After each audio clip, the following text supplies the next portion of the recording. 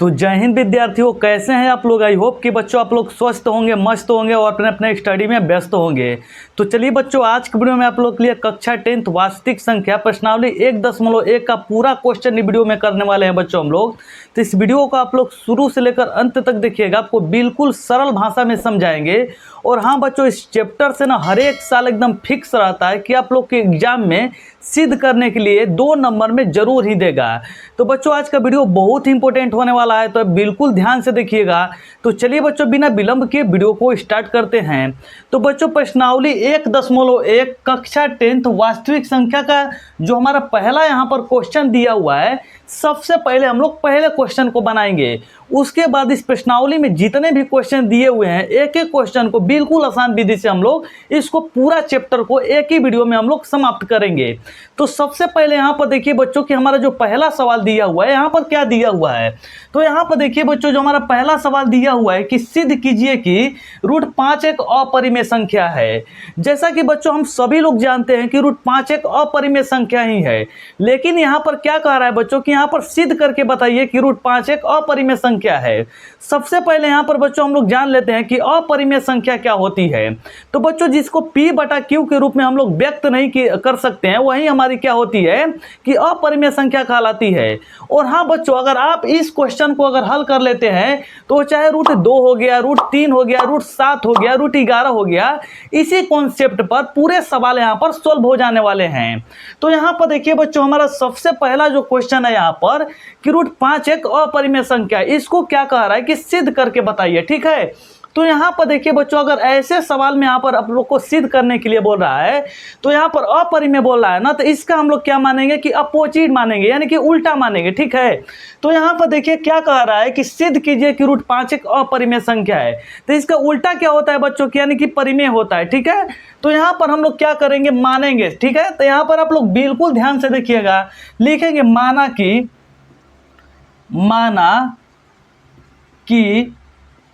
√5 एक परिमेय संख्या है। क्या बच्चों, परिमेय संख्या है।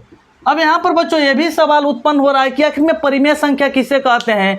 तो परिमेय संख्या वह संख्या होती है जिसे हम लोग P/Q के रूप में व्यक्त कर सकते हैं। यहाँ पर देखिए बच्चों, जब यहाँ पर हम √5 एक परिमेय संख्या मान लिए, तो इसको हम P/Q के रूप में आराम से लिख सकते हैं।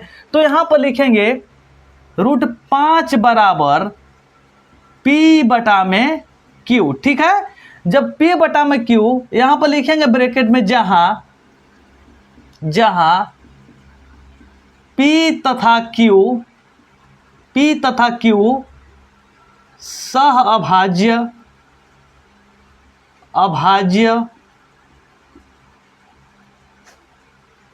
पूर्णांक संख्या है। ठीक है बच्चों, तथा Q बराबर ≠0। कहने का मतलब कि बच्चों जहां P तथा Q सअभाज्य पूर्णांक संख्या है तथा Q बराबर ≠0, यानी कि Q का मान हमारा शून्य नहीं होना चाहिए। अब यहाँ पर सबसे पहले हम लोग समझ लेते हैं बच्चों कि यहाँ पर सअभाज्य का मतलब क्या हुआ। तो यहाँ पर देखिए P/Q। ठीक है, P/Q हो गया, ऊपर वाले को बोलते हैं बच्चों हम लोग अंश बोलते हैं। ठीक है, यही चीज बोलते हैं ना, और नीचे वाले को क्या बोलते हैं, हर बोलते हैं। तो यहाँ पर कहने का मतलब कि बच्चों अंश और हर का HCF हमारा एक आएगा ना, तो वही हमारा क्या कहलाएगी बच्चों, सअभाज्य संख्या कहलाएगी। लेकिन यहाँ पर एक कंडीशन क्या है कि Q का मान यहाँ पर शून्य नहीं होना चाहिए। यहाँ तक आप लोग को समझ में आया होगा। अब इसके बाद देखिए बच्चों, हम लोग क्या करेंगे कि दोनों तरफ वर्क कर देंगे। लिखेंगे दोनों तरफ वर्क करने पर। ठीक है बच्चों, जब दोनों तरफ यहाँ पर वर्क करेंगे तो यहाँ पर क्या हो जाएंगे, तो यहाँ पर हमारा हो जाएगा √5, यहाँ पर स्क्वायर हो जाएंगे। अब यहाँ पर हमारा हो जाएगा P/Q और दोनों का स्क्वायर हो जाएगा। ठीक है, अब यहाँ पर मैं आप लोग को थोड़ा सा समझा दे रहा हूँ कि यहाँ पर देखिए हमारा √5 का स्क्वायर है ना, तो जब भी बच्चों यहाँ पर √5 का स्क्वायर करेंगे तो यहाँ पर इसको कितना लिख सकते हैं, रूट के अंदर हमारा 25 हो जाएगा कि नहीं। अब 25 किसका वर्ग होता है, तो 5 का होता है। तो यहाँ पर इसके जगह पर हम लोग बच्चों क्या कर रहे हैं, यहाँ पर हम कि डायरेक्ट यहाँ पर 5 लिख दे रहे हैं। लेकिन यहाँ पर देखिए p बटा में q का स्क्वायर है, तो p का भी स्क्वायर है और q का भी स्क्वायर है, तो यहाँ पर लिखेंगे p का स्क्वायर और बटा में q का स्क्वायर। अब यहाँ पर देखिए 5 है, तो अगर कोई भी संख्या रहती है उसके नीचे हमेशा एक छिपा रहता है। अब यहाँ पर देखिए बच्चों हम लोग क्या करेंगे कि तिर्यक गुणा करेंगे, यानी कि 1 का गुणा हम लोग p स्क्वायर में करेंगे। तो यहाँ पर देखिए हो जाएगा हमारा कितना, p का स्क्वायर, और यहाँ पर कितना हो जाएंगे बच्चों, तो 5 q का स्क्वायर, यही ना होगा बच्चों। यहाँ पर जब इसका गुणा हम लोग करेंगे तो 5 q का स्क्वायर हो जाएगा। अब यहाँ पर आप थोड़ा सा दिमाग लगाइए, ठीक है। अब यहाँ पर हमारा क्या होगा कि देखिए, अब यहाँ पर देखिए 5 और q स्क्वायर के बीच में क्या छिपा है बच्चों, तो यहाँ पर हमारा गुणा छिपा है। जब इधर आ जाएगा तो हमारा किस चीज़ में बदल जाएगा, भाग में बदल जाएगा। तो यहाँ पर हो जाएगा p स्क्वायर बटा में 5 बराबर, यहाँ पर क्या बच जाएंगे हमारा q स्क्वायर, यही सिर्फ बच जाएंगे ना। इसको हम लोग मान लेंगे बच्चों समीकरण 1, ठीक है। अब यहाँ पर जब समीकरण 1 मान लिए तो यहाँ पर हम लोग थोड़ा सा एक चीज़ लिखेंगे कि चूंकि यहाँ पर लिखेंगे जो 5 है p स्क्वायर को विभाजित करता है, लिखेंगे चूंकि 5 p स्क्वायर को विभाजित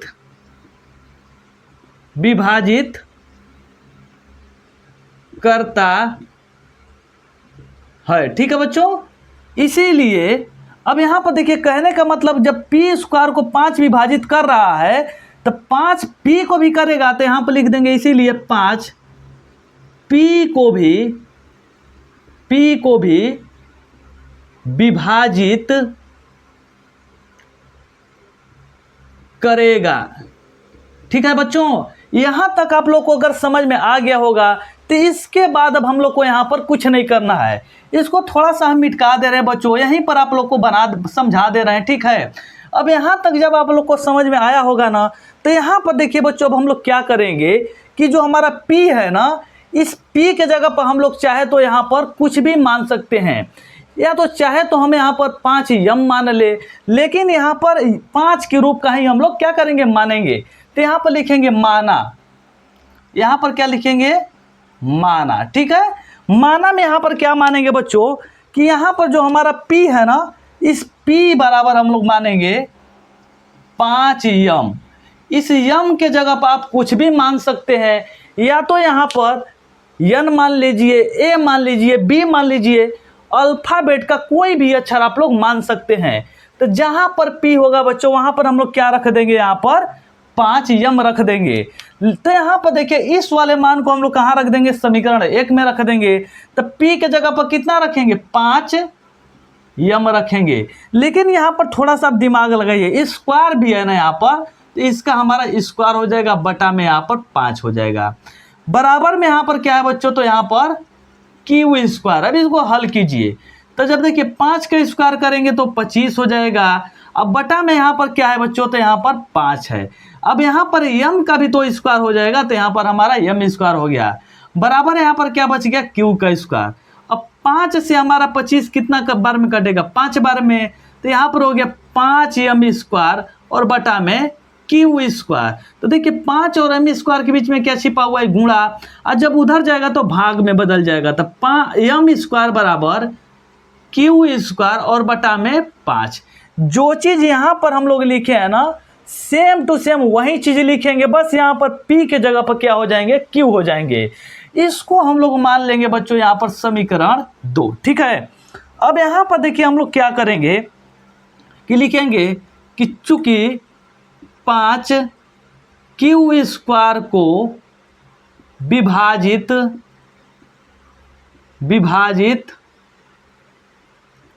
करता है, ठीक है बच्चों। इसीलिए 5 q को भी विभाजित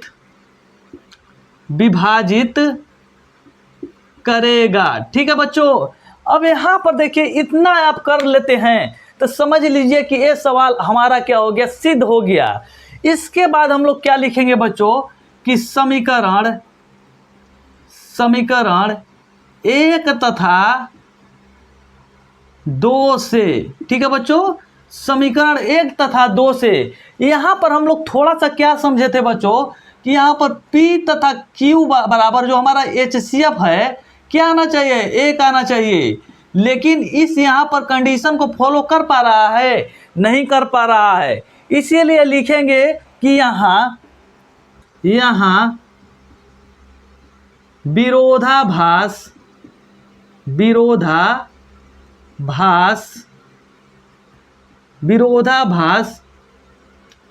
उत्पन्न हो रहा है।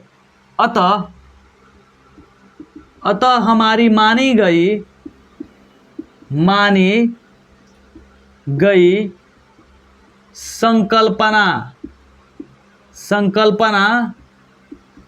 असत्य है। क्या है बच्चों, असत्य है। क्या हम लोग संकल्पना माने थे कि जो यहाँ पर परिमेय संख्या सिद्ध करने के लिए कह रहा था, तो इसका अपोजिट हम लोगों ने क्या माना था कि परिमेय माना था। वहीं हमारी मानी गई संकल्पना क्या हो गई, असत्य हो गई। इसीलिए √5 एक अपरिमेय संख्या है, अपरिमेय संख्या है। ठीक है बच्चों, अगर इतना आप अपने एग्जाम में कर देते हैं तो आपको बिल्कुल 100% नंबर मिलेगा बच्चों। और अगर √5 को आप सिद्ध करना सीख जाते हैं तो इसी पर आधारित हमारा √7 है, √3 है, √2 है, जो भी हमारी संख्या रहेगी। बस यहाँ पर क्या होगा कि जैसे कि √2 बोलेगा तो यहाँ पर क्या कर देंगे, जहाँ जहाँ पर 5 दिख रहा है वहाँ पर क्या कर देंगे, 2 कर देंगे। सेम टू सेम वही चीज़ लिखेंगे। ठीक है बच्चों, तो ये देखिए था हमारा जो प्रश्नावली 1.13 का पहला क्वेश्चन था। तो इसको हम लोग बिल्कुल आसान विधि से सरल तरीके से बना चुके हैं। इसका स्क्रीनशॉट आप लोग आसानी से ले लीजिए। इसके बाद मैं चलता हूँ इस प्रश्नावली के दूसरे क्वेश्चन की तरफ। तो देखिए बच्चों, हमारा दूसरा क्वेश्चन भी क्या कह रहा है। यहाँ पर देखिए बच्चों, जो हमारा दूसरा क्वेश्चन कह रहा है कि सिद्ध कीजिए कि 3 + 2 √5 एक अपरिमेय संख्या है। ठीक वैसे ही बनाएंगे बच्चों, लेकिन ये सवाल थोड़ा सा हमारा क्या होने वाला है कि अलग होने वाला है। ये सवाल आपको बिहार बोर्ड में हर एक साल लगभग पूछता है, एक साल अंतर दे करके। ठीक है, तो यहाँ पर देखिए हमारा दूसरा क्वेश्चन है कि सिद्ध कीजिए कि 3 + 2 √5 एक अपरिमेय संख्या है। तो मैं आप लोग को इससे पहले वाला सवाल में क्या बताया था बच्चों कि अगर ऐसे सवाल में आप लोग को अगर अपरिमेय संख्या सिद्ध करने के लिए बोल रहा है ना, तो आप लोग को वहां पर क्या मानना पड़ेगा कि परिमेय संख्या मान लीजिए। ठीक है, तो यहां पर देखिए बच्चों, हम लोग क्या करेंगे, लिखेंगे माना कि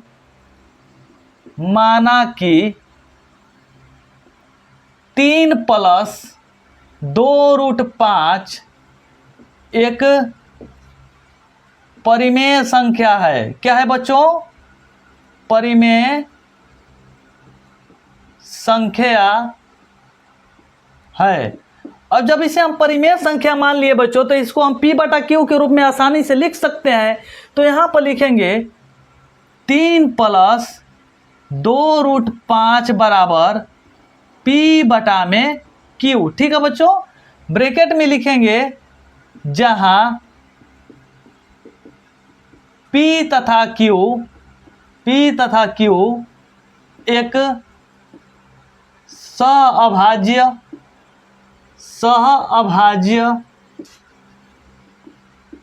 अभाज्य पूर्णांक संख्या है। ठीक है बच्चों, तथा Q बराबर ≠ 0।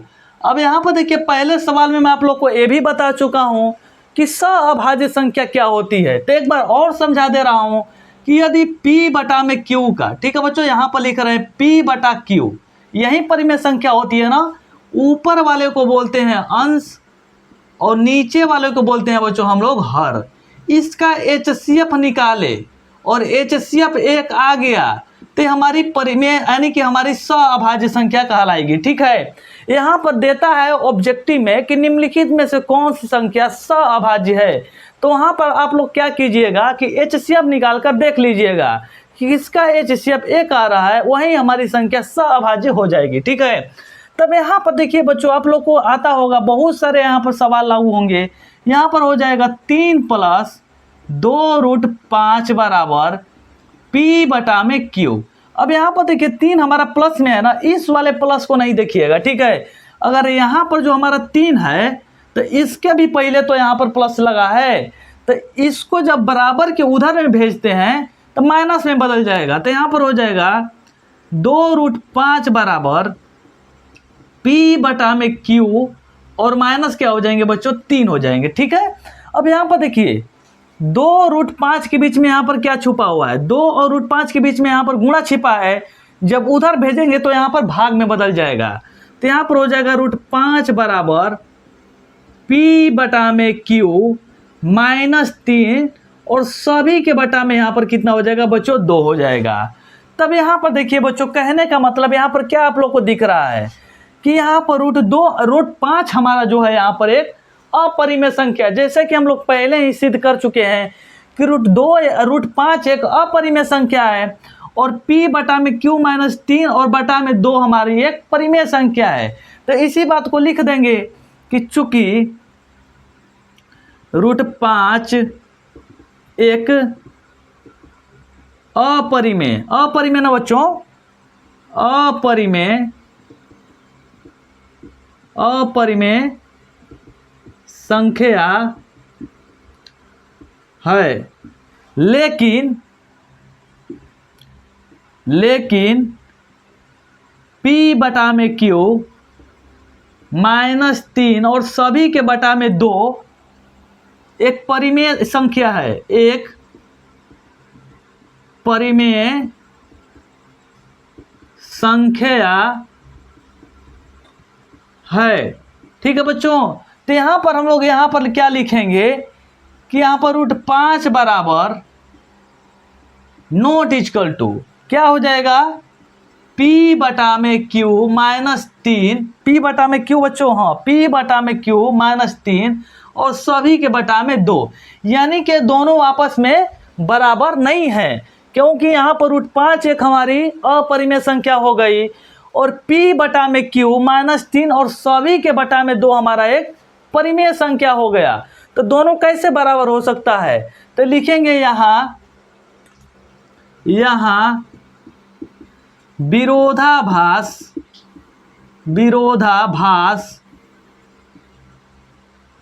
उत्पन्न हो रहा है। क्या हो रहा है बच्चों कि यहाँ विरोधाभास उत्पन्न हो रहा है। ठीक है बच्चों, अतः हमारी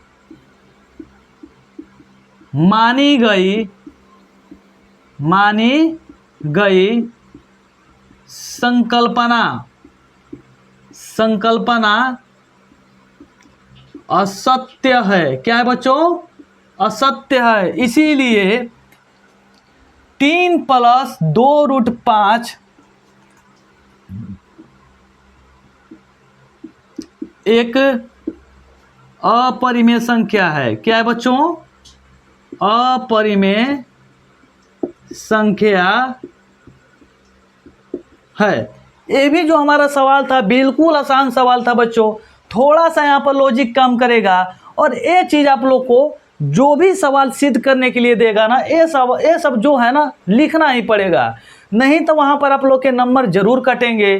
तो इसीलिए बच्चों ये भी जो हमारा दूसरा सवाल था बहुत बार पूछ चुका है, यानी कि मोस्ट इम्पोर्टेंट जो हमारा क्वेश्चन में इसका गिनती होता है। ठीक है, तो इसका भी स्क्रीनशॉट यहाँ पर आप लोग आसानी से ले करके अच्छे से इसको अगर 2 बार 3 बार रिवीजन कर लेते हैं ना, तो आप लोग को अच्छे से समझ में आ जाएंगे। ठीक है, तो चलिए बच्चों इसका स्क्रीनशॉट ले लीजिए। इसके बाद चलते हैं हमारा तीसरा में कितने सवाल दिए हुए हैं, तो तीसरा में यहाँ पर हमारे 3 सवाल दिए हुए हैं, और तीनों सवालों को बिल्कुल आसान तरीके से, बिल्कुल सिंपल तरीके से हम लोग बनाएंगे। तो इसका स्क्रीनशॉट आप लोग आसानी से ले लीजिए। तो चलिए बच्चों अब हम लोग चैप्टर के तीसरे नंबर क्वेश्चन की ओर चलते हैं। तो यहाँ पर देखिए बच्चों, सबसे पहले तीसरा क्वेश्चन में कह क्या रहा है, कह रहा है कि यहाँ पर सिद्ध कीजिए कि निम्नलिखित संख्याएं यहाँ पर क्या है बच्चों की अपरिमेय संख्या है। निम्नलिखित संख्याएं का मतलब होता है कि बच्चों जितने भी यहाँ पर संख्याएं दी हुई हैं, यहाँ पर तीनों संख्या, यहाँ पर कितनी संख्या दी हुई है, यहाँ पर क्वेश्चन 3 ठो हमारा क्वेश्चन है और तीनों क्वेश्चनों को बारी बारी से यहाँ पर कह रहा है कि सिद्ध करके बताइए कि यहाँ पर तीनों संख्याएं क्या हैं कि अपरिमेय संख्या है। ठीक है बच्चों, तो तीनों सवालों को बिल्कुल हम लोग आसान विधि से बनाएंगे। तो चलिए हम लोग सबसे पहले यहाँ पर पहले क्वेश्चन की ओर चलते हैं। तो यहाँ पर देखिए बच्चों, मैं आप लोग को बता चुका हूँ कि जहाँ पर भी अपरिमेय संख्या बोलता है वहाँ पर सीधे आप लोग बिना कुछ संदेह किए हुए परिमेय संख्या मान लीजिए। तो यहाँ पर मानेंगे, माना कि 1/√2 एक परिमेय संख्या है, परिमेय संख्या है। ठीक है बच्चों, अब यहाँ पर जब परिमेय संख्या मान लिए तो इसको P/Q के रूप में लिख सकते हैं। तो यहाँ पर लिखेंगे 1/√2 बराबर P/Q। वही चीज लिखेंगे ब्रैकेट में जहां P तथा Q एक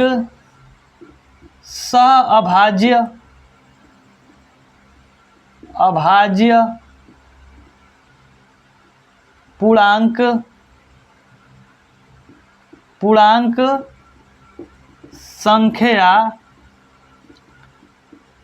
है। ठीक है बच्चों, तथा Q बराबर नॉट इक्वल टू 0।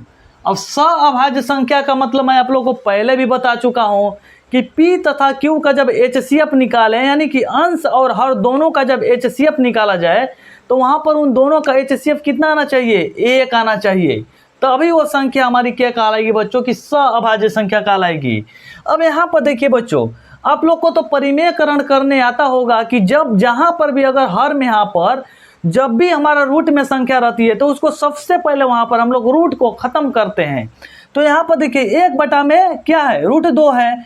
तो यहाँ पर देखिए हर का परिमेयकरण कैसे करते हैं, तो 1 में जो √2 है ना, तो जो √2 है इसी से हम लोग गुणा करते हैं और इसी से हम लोग क्या करते हैं, भाग करते हैं। जैसे कि आप लोग कक्षा 9 में पढ़ चुके होंगे कि यहाँ पर हमारा क्या हो गया, हर का परिमेयकरण हो गया और बराबर क्या लिखेंगे, P/Q। अब यहाँ पर देखिए 1 और जब √2 का गुणा करेंगे तो √2 ही ना होगा बच्चों, तो यहाँ √2 हो गया। अब यहाँ पर देखिए क्या करेंगे कि यहाँ पर देखिए इसका जब गुणा करेंगे तो रूट के अंदर कितना हो जाएगा, 4 हो जाएगा, बराबर P/Q। ठीक है, अब यहाँ पर देखिए 4 किसका वर्ग होता है, तो 2 का होता है। तो यहाँ पर लिखेंगे 2 बराबर, यानी कि √2 बराबर कितना हो जाएंगे यहाँ पर, तो √2 बराबर हमारा जो हो जाएंगे यहाँ पर कि यहाँ पर 2 हो जाएंगे, क्योंकि 2 का हमारा वर्ग 4 होता है। ठीक है, अब यहाँ पर देखिए बच्चों कि यहाँ पर हमारा क्या हो गया, P/Q। अब यहाँ पर दोनों तरफ चलिए भाग कर दीजिए, यानी कि भाग नहीं बच्चों, यहाँ पर सॉरी गुणा कर दीजिए। यानी कि जब इसका गुणा इसमें करेंगे तो क्या हो जाएगा कि यहाँ पर हमारा हो जाएंगे 2P हो जाएंगे, और जब इसका गुणा इसमें करेंगे तो √2 और यहाँ पर क्या हो जाएंगे, Q हो जाएंगे। ठीक है बच्चों, अब यहाँ पर हम क्या कर दे रहे हैं कि यहाँ पर आप लोग ध्यान से देखिएगा। ठीक है, कि यहाँ पर जो हमारा है ना कि यहाँ पर इसको हम Q को थोड़ा इधर ला दे रहे हैं, तो Q बराबर ऊपर हमारा क्या है, 2P है। ठीक है, और बटा में क्या चले जाएंगे बच्चों की यहाँ पर √2 हो जाएगा। अब यहाँ पर देखिए बच्चों, ये तो हमारी क्या हो गई, परिमेय संख्या हो गई। ठीक है, परिमेय हो गया, और नीचे हमारा क्या है कि अपरिमेय संख्या है। क्या है, अपरिमेय, ये अपरिमेय हो गया। तो यहाँ पर देखिए, तो यहाँ पर क्या लिख देंगे, यहीं पर आप चाहे तो आराम से लिख सकते थे। ठीक है, तो यहाँ पर क्या हो गया, तो यहाँ पर लिख देंगे √2 बराबर नॉट इक्वल टू यहाँ पर 2P। ठीक है, तो यहाँ पर दोनों का मेल नहीं खा रहा है, तो यहाँ पर क्या लिखेंगे कि यहाँ विरोधाभास उत्पन्न हो रहा है। लिखेंगे यहाँ विरोधाभास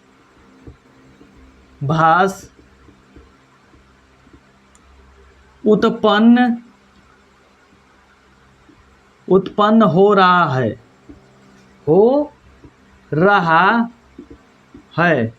अतः हमारी मानी गई संकल्पना क्या है बच्चों कि असत्य है, यानी कि जो हम माने थे कि 1/√2 एक परिमेय संख्या है। लेकिन यहाँ पर क्या हो गया बच्चों कि यहाँ पर जो हमारा हो गया ना कि हमारा गलत हो गया माना हुआ, तो यहाँ पर लिखेंगे अतः हमारी मानी गई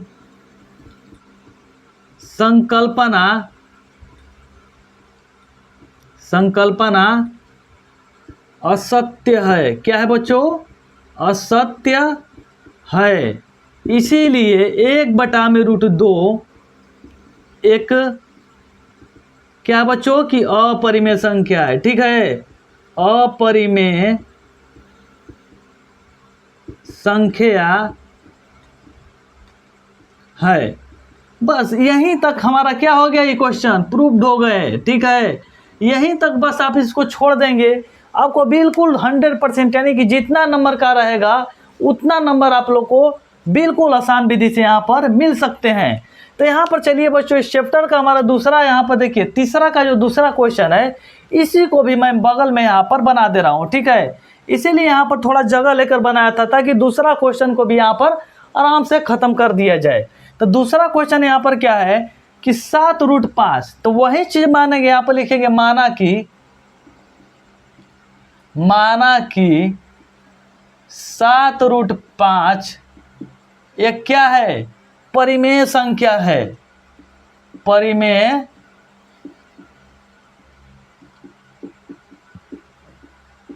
संख्या है। ठीक है बच्चों, जब ये हमारी परिमेय संख्या हो गई तो इसको P/Q के रूप में आराम से लिख सकते हैं।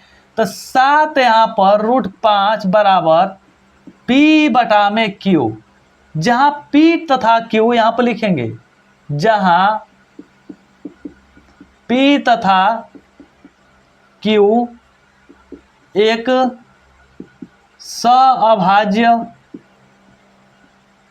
अभाज्य पूर्णांक संख्या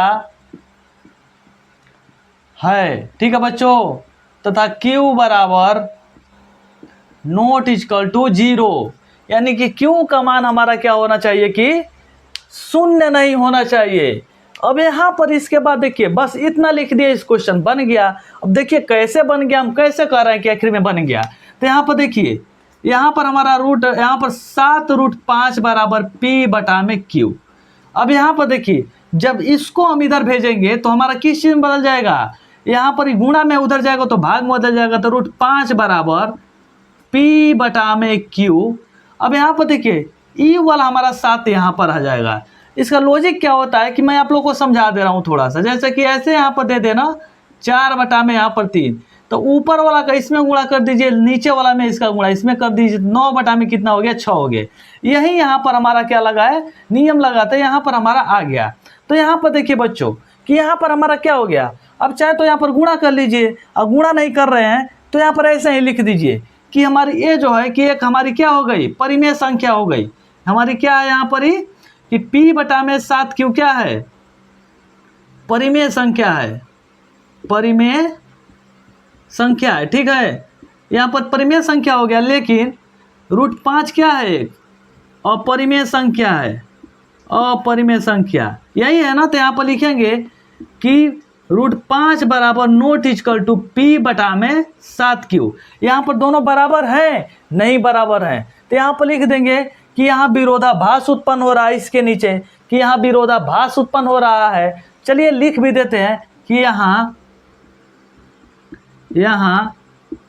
विरोधाभास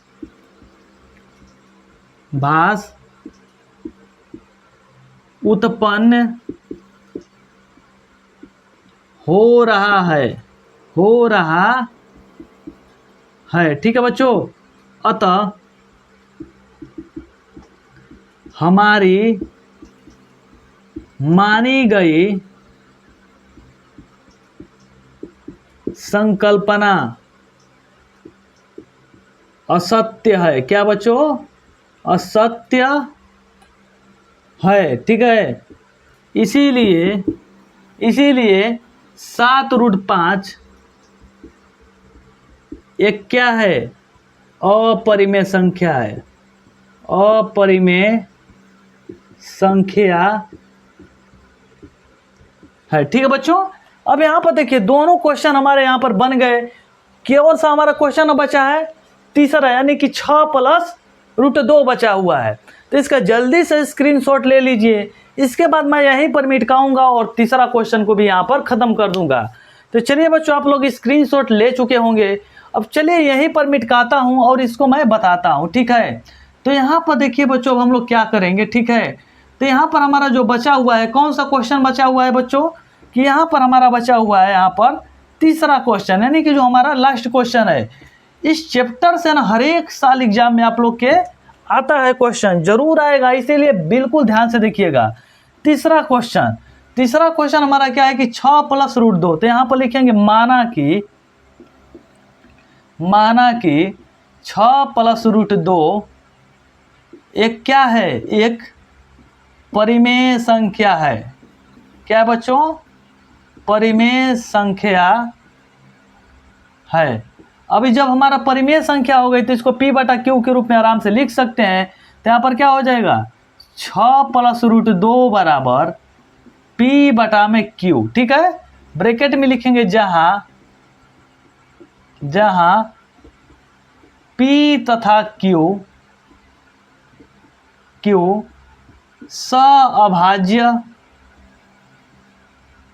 अभाज्य पूर्णांक संख्या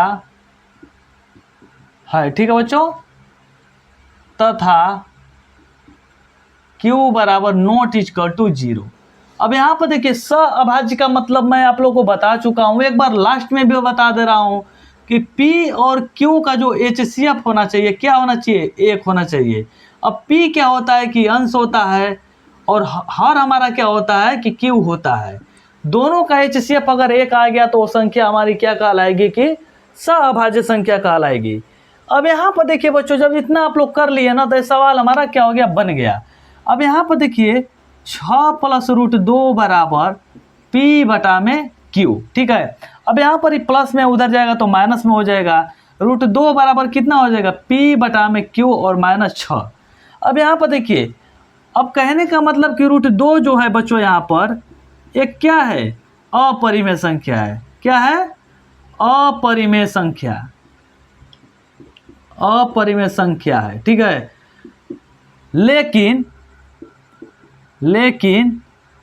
लेकिन यहाँ पर देखिए P/Q, यहाँ पर Q है बच्चों, ये हमारा Q -6 एक क्या है, परिमेय संख्या है। परिमेय संख्या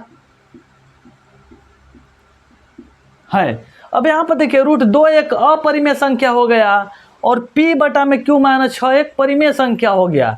तो यहाँ पर देखिए दोनों का मेल खा रहा है, नहीं खा रहा है। तो यहाँ पर क्या लिखेंगे बच्चों कि √2 बराबर ≠ P/Q -6। ठीक है, तो यहाँ पर लिख देंगे बच्चों कि यहाँ विरोधाभास उत्पन्न हो रहा है, अतः हमारी मानी गई संकल्पना क्या असत्य है। इसीलिए यहाँ पर अब क्या लिखेंगे कि 6 यहाँ पर लिख देंगे, इसीलिए 6 + √2 एक क्या है बच्चों, अपरिमेय संख्या है। क्या है बच्चों कि अपरिमेय संख्या है। तो इस चैप्टर को बच्चों हम लोग बिल्कुल आसान विधि से, बिल्कुल सरल और सिंपल तरीके से समाप्त कर चुके हैं। तब आशा करते हैं कि बच्चों ये क्वेश्चन, जितने भी क्वेश्चन मैं आप लोग को बताया हूँ, बिल्कुल 100% समझ में आए होंगे। ठीक है, यदि आप लोग को वीडियो पसंद आई हो तो वीडियो को लाइक कीजिएगा, चैनल को सब्सक्राइब कीजिएगा और इस वीडियो को ज़्यादा से ज़्यादा शेयर करने का कोशिश कीजिएगा। ठीक है बच्चों, तो चलिए बच्चों मिलते हैं एक नेक्स्ट वीडियो के साथ, तब तक के लिए जय हिंद।